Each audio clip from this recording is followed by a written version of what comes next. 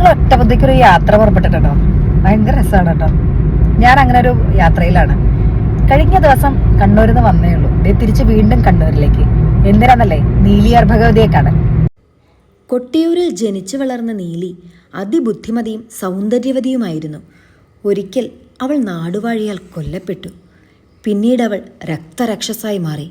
രാത്രികാലങ്ങളിൽ കുളത്തിൽ കുളിക്കാൻ വരുന്നവരെ എണ്ണയും താളിയും വേണോ എന്ന് മധുരോദാരമായി ചോദിച്ച് അവരെ വകവരുത്തി.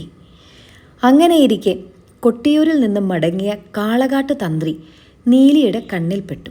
പതിവ് ചോദ്യം നീലി അദ്ദേഹത്തോട് ചോദിച്ചു, എണ്ണയും താളിയും വേണോ? നീലി നൽകിയ എണ്ണയും താളിയും കാളകാട്ട് അങ്ങോട്ട് സേവിച്ചു.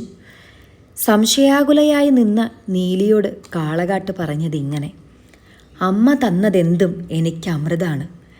ആ ഒരൊറ്റ വാക്കിൽ ഉഗ്രരൂപിയായ നീലിയുടെ മനസ്സലിഞ്ഞു.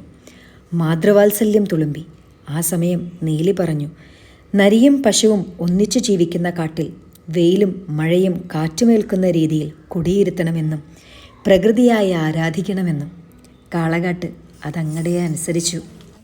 എൻ്റെ മനസ്സിലെ നീലിക്ക് ഞാനൊരു രൂപം കൊടുത്തു. അത് നിങ്ങളോടൊന്ന് പറയട്ടെ.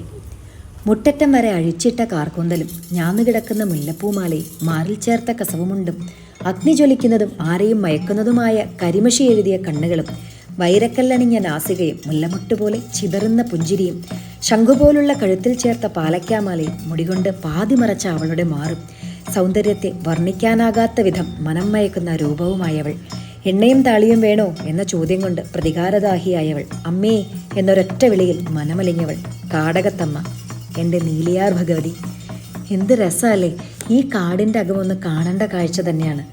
ഉള്ളും പുറവും ഒരുപോലെ കുളിരുന്ന ഒരവസ്ഥ.